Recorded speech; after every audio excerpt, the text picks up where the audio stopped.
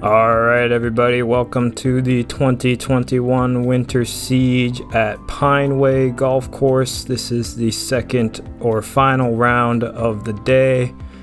Coverage sponsors is brought to you by Oregon Sports Family Chiropractic and Resistance Discs, as well as a special thanks to Utility Disc Golf. My name is Chris Nelson. I'm joined here by my buddy DJ. How you doing tonight, DJ? Doing well. How are you, Chris? Doing good. Ready to watch this last round. We got Scott Withers with the hot first round at 10 down. James Proctor making the trip down from Washington, shooting a 9. And then myself and Bryan Peterson at 8 under par.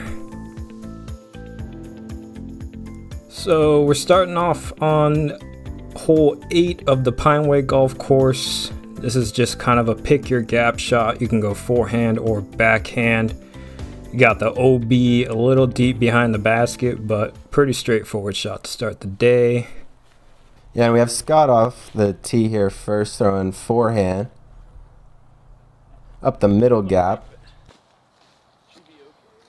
Yeah, it looked like his Huck Lab Crystal Raptor. James taking the backhand. I think that's his KC Pro T-Bird. Look pretty good. Yeah, I've never watched James play before. He's been around for a long time. I've seen his name around, but I'm excited to see him play. Oh yeah, this is my first round with him as well. Bryan Peterson going to school off James's line. That looks great. Then I'm coming up the rear. I'm taking Scott's line. I think the forehand gap is just a little easier to hit personally. Everyone threw some good shots. James Proctor is going to find himself surrounded by water, and for this event we decided, or rather the tournament director Dustin Keegan ruled that all these kind of small creeks laying around the course, or if your disc is completely surrounded, you'll unfortunately be OB. Yeah, and there was a lot of water on the course, so it was kind of hard to tell on a lot of them. But James knocking in his par there, that was a great putt. Yep. Yeah, that's what 1037 looks like. Yeah. That unfortunate break, but you shake it off and save your par. Looks like Brian here from about 25 or so. Smooth. Yeah, knocking in the birdie on the first hole. Always feels great to start your tournament off, or at least your round off with a birdie, especially on a hole like this. I agree. Making that first putt is crucial to get your round going the direction that you'd like it to. Well, I'm able to hit a little 20-footer for birdie, and Scott here closest to the pin, probably about 15. Should be no problem. Yeah, and this feels like a star frame, but James with the unfortunate out of bounds. We'll have 3 birdies there and 1 par from James. Moving Scott to 11 at his 2-stroke lead over James. Chris and Brian, you guys making up a little bit of ground and are all tied for second now with James right behind Scott. And as we move into hole 9, this is another tricky one. We had that creek on the right side that does play out of bounds, as well as a white flag line that you can't see from, that wasn't in yet for the drone flyover, that's sitting about 15-20 feet away from the basket. Fair enough, and enough of a landing zone to the right that he doesn't like it, can play a shot. And Scott with the unfortunate out of bounds there. Yeah, this hole's a lot trickier than it kind of looks. You got that flag line really cinches in close up and towards the basket, so you have to throw something that's gonna flip over for the righty backhands. It looked like Brian threw a pretty good shot, a little turnover mid. I'm trying to follow, but slight grip lock, and I'm just gonna hit and sit. Yeah, a little high there. At this point of the day, you know, This is round 2. Hopefully you guys caught the first round, but these tee pads are deteriorating fast. Yeah, it's one of those things about playing temp courses in the wintertime, especially at a golf course, is that, you know, tee pads, the tournament directors do their best job of trying to get us on gravel or on cart paths to, you know, get the best footing we can, but some holes they just don't have an option, and, you know, we're teeing off of grass. And you have a nice little upshot there. Yeah, that was just my mortar trying to put it close. James from just circle's edge. And he'll have another attempt from circle's edge after that unfortunate rollout. Scott to save the par. Not quite. Oh, and you don't see that very often from Scott, the low air ball. Beautiful hit from Bryan. Yeah, Bryan's starting off the round hot. Little nose up. Bryan Peterson, also known as Big Putt Bryan Peterson. We'll get a nice replay of this. Just drops it right in there. Yeah, beautiful putt. So hopefully you guys saw after round 1, but the conditions are getting a little tougher here in the afternoon. Wind will pick up a little bit. We have some on and off drizzle. We'll see how the course plays. The little tougher conditions. As I just tap in my par. Scott. We'll just take the 4P.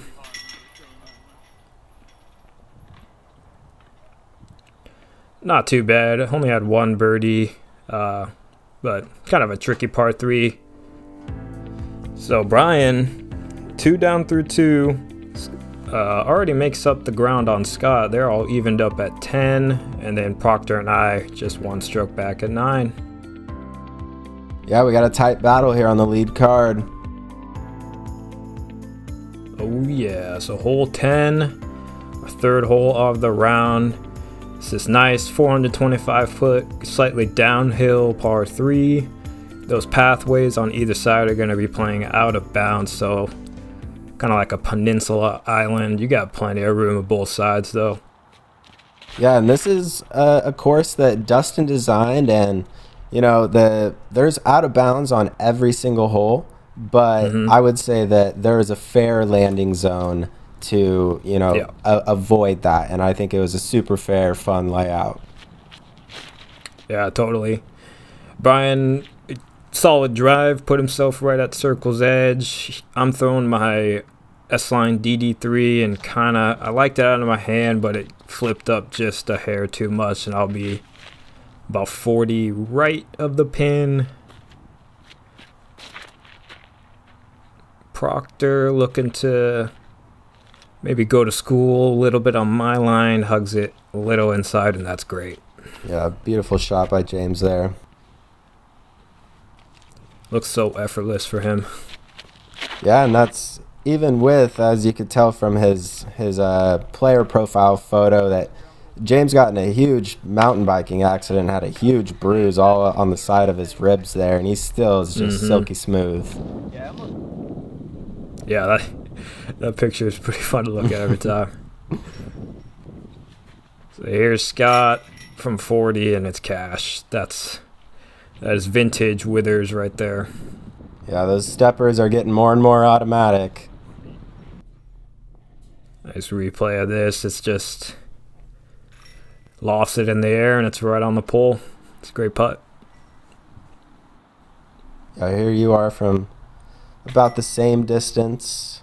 And just off right there. Just didn't want it. Bryan, though. Bryan wants it. Wow, starting off the round on fire. Yeah, quick turkey for Bryan, and putting the pressure on Scott already. Love to see it. Yeah, Bryan has all of a sudden taken the lead 3 holes in to the final round here. It's James rather, tapping out a birdie. Myself tapping out the only par from the card. Yeah, it was a good hole. 3 birdies there after only getting 1 birdie on the last hole, making it up a little bit. Yeah, 425 wide open. Definitely one you want to get, but. So Bryan and Scott tied for the lead right now. James won back. You won back at James. We move into hole 11. You're throwing over a green that doesn't come into play. And then you can either elect to throw the hyzer over the right side green here, as you can see from the flyover, or throw the forehand. Both of these bunkers are playing as out of bounds and not hazards. The green is also out of bounds. Bryan electing to throw the backhand over the green shot. That looks great. You can see from that flag stick, we got a slight left to right wind. James throwing a turnover rock of some kind. Yeah, he's asking for it to sit. So he's going to be a little deep. Scott throwing the forehand here with his Crystal Raptor. Skips out of the bunker and inbounds. He's going to be pretty close. Oh. And those bunkers were really hard. They were very forgiving. If you did land in them, you just tended to skip out of them. And you also throwing it a bit long on the back side of the bunker there. Yep, so here I am. Wind is picking up here, and my XDs are struggle a little bit in the wind. Yeah, especially the right to left on hyzer there. That's a tough putt. So James is trying to ride it. Oh. That was a great effort in that wind. It picked up kind of right as he stepped up to his lie. And Bryan just continuing to bang putts. No wind out there for Bryan right now. He is locked in. Yeah, he's like a drop into an ocean right now. Yeah, you can hear it picking up in the background. Scott taking his time here, even on a routine 12-15 footer. Yeah, just a tap in. Maybe even closer. It looks like he's actually putting with his zone. That is, yeah. Yeah, that was a zone putt.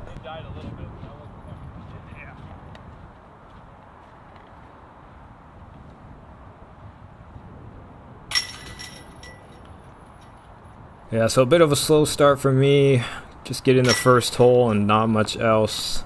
I know this stretch in the first round I was playing a little bit better, so a little frustrated right now as I find myself already 3 strokes off the lead.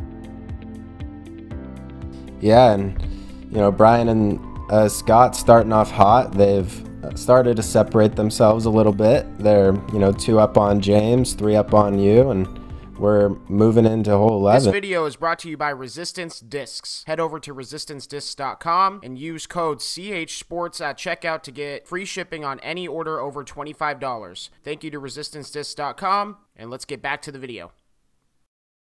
Yeah, big shout out to Resistance Discs, both of our sponsors. They're doing a lot of cool things, and we have a lot of fun things in the works. As well, shout out to Upper Park Disc Golf, new sponsor for CH Sports, and it looks like they have some awesome bags. Haven't checked them out yet, but I think that they are doing well. All right, hole 12. An interesting hole here. We have a mandoed tree that we need to go left of, and then you can see there on the left side we have an OB creek. There's actually one that runs right in the middle of the fairway.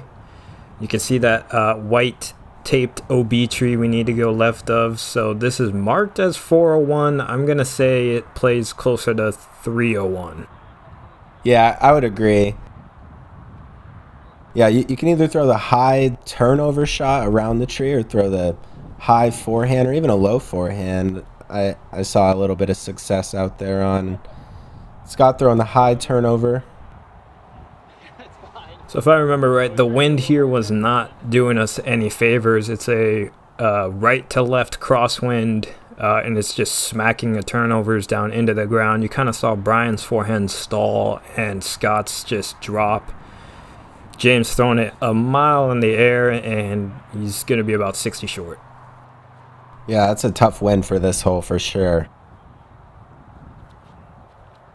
I'm throwing my most overstable destroyer. I unfortunately went long into the creek in round 1, so making the adjustment, getting the disc in the air, and I'll be about 50 feet. Yeah, and this creek on this hole was a true legitimate creek. It was 3-4 feet wide. It wasn't as gimmicky, as you'd say, as some of the small creeks that did play out of bounds that were somewhat questionable. Oh. James just short from what looked to be closer to 80. Yeah, Scott's just flicking up his zone. Yeah, James has the distance from anywhere for that putter. I think he putts with the McPros. And I found myself a lot closer than I thought. I liked my chances there, just the putter never dropped for me.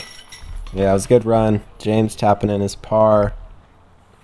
You can see James there electing to take it about a yard back from his actual lie to avoid the puddle, which is fortunately playing casual here.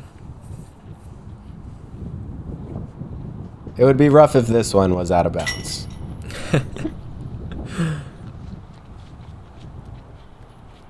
Yeah, so Bryan taps in his par. Scott's going to tap her in his par. And I feel like that was kind of the story of this hole. Just hope to get to around circle 2 and maybe cash a long putt. Yeah, I'd say it probably averaged around par for the day. I'm asking that band, why can't you just be a little higher? And all pars there on that hole. Yep. Not too bad. Yeah, we'll take that on that hole for sure. Scott and Bryan still leading at 12. James at 10 and you at 9 as we move into hole 13. It's a par 3, 371 feet, throwing over this little pond here. Doesn't really come into play. The road on the left will come into play a lot more. You're really just trying to hang out a big hyzer here. Bryan trying to show us the line. This might be a little inside, but that'll work. Yeah, this is definitely a very picturesque hole on the course. Scott, I believe this is a force. And that looks great. Got the flip up, pushed forward far enough. He's going to be no more than 20 feet. James going Halo Destroyer, and even with that bruise, he's flipping that thing up. Yeah. Not in the water. Pushed it straight there.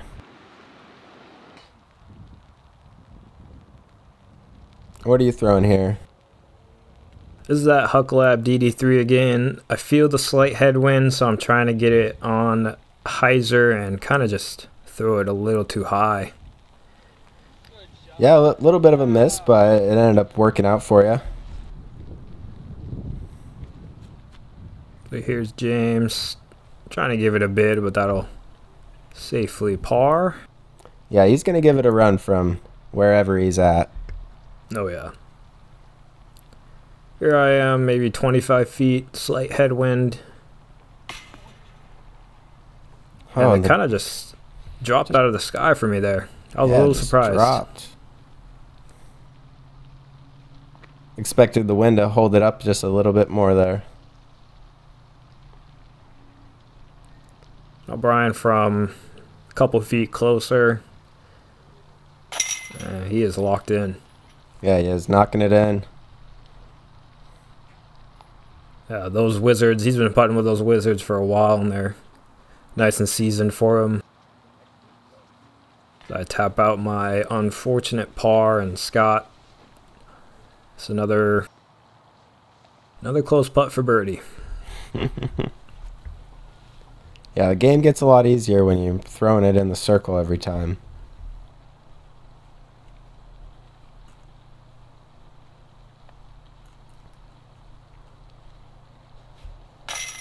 Nice. Knocking in his bird. Keeping pace with Bryan, who's locked in right now. Yeah, Bryan isn't gonna let any strokes come away freely.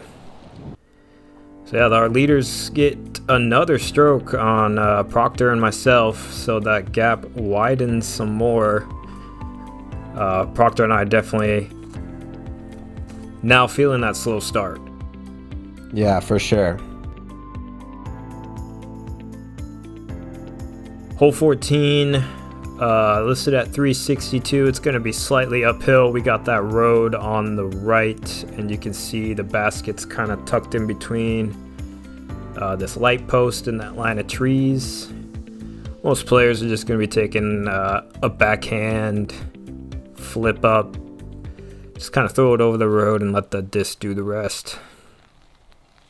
Yeah, I agree, and you can see here the wind's starting to pick up, the rain's starting to pick up, and the footing is not great as Bryan slipped there.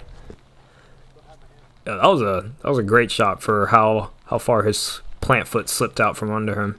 Yeah. He's going to be putting just fine.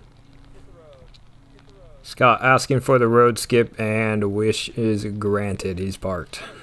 Yeah, it's a great shot.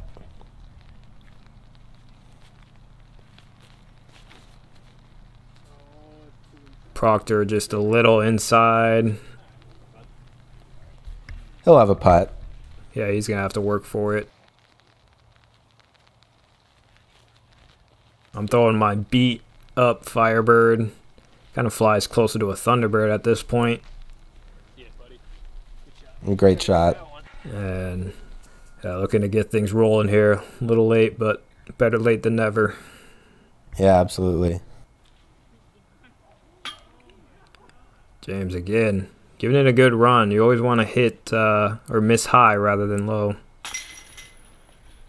Bryan doesn't care. He's just gonna put him in. All he sees is chains. Yeah. I think the only hole he's missed is that little Mando hole. Yeah, hole 12, I think. Yeah, dissecting this course so far. And James moving a little bit more gingerly now as he's picking up his disc and knocking in his par. You could tell that his health is bothering him just a little bit here.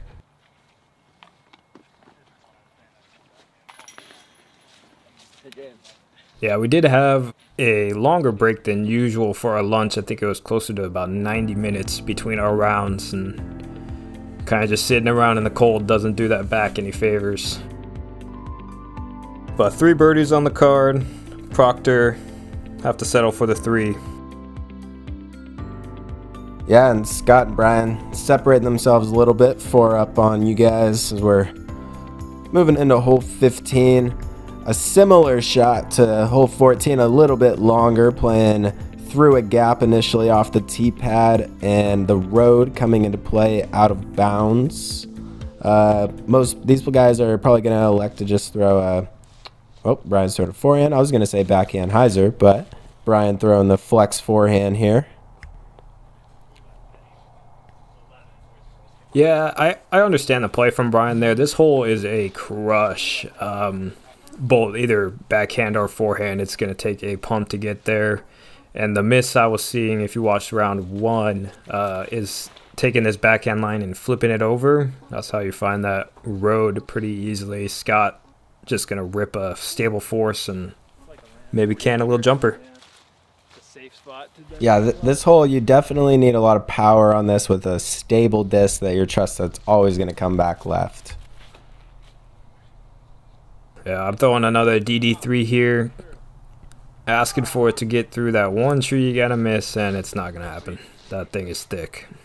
Yeah, you'll have a jumper from there, but that seems to be the guardian tree. Proctor ripping on one here.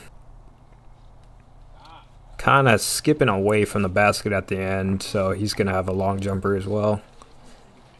Yeah, taking the more low line there, cutting through the wind. Can Bryan find some magic? Yeah, it looks like he might be taking his second par of the round there. Myself, I kind of also have these overhanging branches, so I'm just throwing it up, hoping for something cool, but Yeah, it's a good layup. take the easy 3. James, probably about 50 here, low ceiling. Oh, man, he's all over it. All over it, man. That is an impressive putt from that distance. And Scott squeaks it in his favorite spot, corner left pocket. You can see what 1040 looks like. I mean, James, I imagine those are usually going in.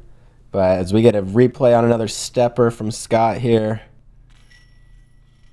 cash money. That's the place to put them. They can't spit out if you hit that low left side, and Bryan will tap out his par. But Scott really pulling away from James and I here at this point. Really, Bryan is the only one keeping pace. Yeah, and Scott's going to pick one up there and be in the solo lead now.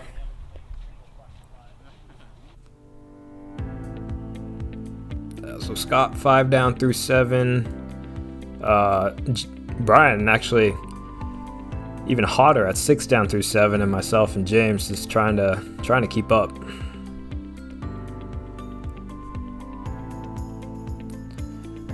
Into hole 16. This was a really cool hole, downhill, 515-foot par 3. You're just throwing something hard. Got that pathway on the right side that'll play out of bounds, but this is a really cool shot in disc golf, one of my favorites. Yeah, I love the downhill shot that you can throw a mid, you can throw fairway, you can throw distance driver. You just need something to glide and go straight for as long as you can. And it's one of the most fun shots in golf to watch when it's executed, those downhill shots that just go dead straight. As Scott's not happy with that one. Yeah, a little too low for Scott. Bryan is looking pretty good. He just needs to push forward. Get a little skip. As you can see, it is wet down there by the basket, so we're not going to get too much action. Yeah, and that was a good shot. Yeah, that was a great shot from Bryan. I'm ripping on a Luster Thunderbird. No, this thing will be able to flex out late. I'm kind of blocking the shot there, but I'm going to find myself about 25 feet, which is about as good as I can hope for on this one. Yeah, I mean, when you're 515 feet away from the hole, putting it inside 30 feet is always a good accomplishment. And James, maybe a slight little headwind there, flips over his disc, and I'm pretty sure he found the OB path on the right. Yeah, judging from the body language there, it didn't seem like it was the best shot. Again, just no ground action. We are in part of the sloppier part of the course. Yeah, this hole was worse as you got towards the basket, and it kind of was just one big puddle, but that's what you get in Oregon. Yeah, and Dustin's run another one in March at Pine Ridge outside of Springfield. There we go. He's knocking a nice birdie there. Yeah, I missed a circle wall, edge of circle putt in round 1, so didn't want to miss that one there. Glad to get that birdie, kind of maybe get the round going a bit. Yeah, take the lid off.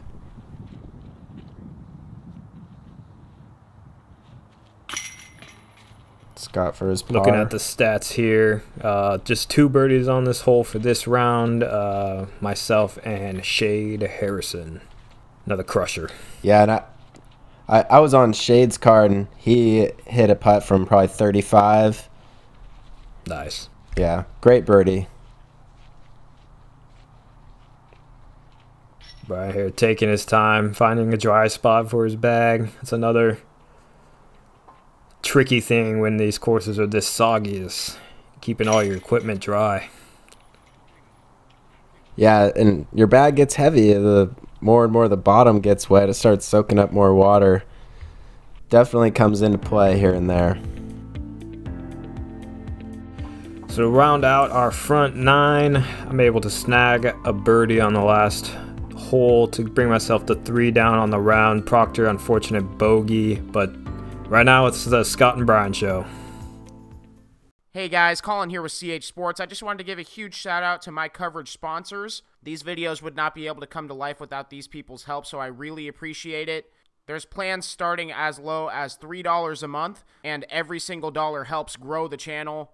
If you would like to see your name or business listed in the credits of every single one of my videos, please head over to patreon.com/chsports.